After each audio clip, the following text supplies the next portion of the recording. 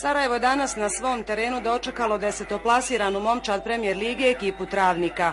Nakon poraza u prošlom kolu od Slavije, momčad Husrefa Musemića nadala se pobjedi kojom bi se barem malo iskupili pred domaćim navijačima. Od samog početka Sarajevo je zaigralo dosta agresivno i nakon nekoliko poluprilika u 37. minuti Kurto iz slobodnog udarca postiže jedini pogodak na utakmici. Jedinu priliku gosti su imali u 63. minuti kada nakon pogreške Bučana prazan gol nije uspio pogoditi Pranjković. Prvi put na utakmici između Zrinskoga i Leotara zatresla se mreža gosti u 10. minuti, ali je Nikolićev pogodak poništen zbog zaleđa.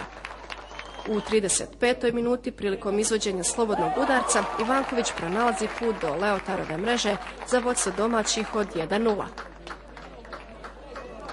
Samo 4 minute kasnije grešku Zrinskoga kažnjavaju gosti, pa Dreč pogađa za izjednačenje. Početkom drugoga dijela dosuđen je 11-terac za Mostarce zbog grubog starta nad Đurićem. Strijelac prvog pogotka Ivanković precizan je i sa bijele točke za konačnih Zrinski 2, Leotar 1.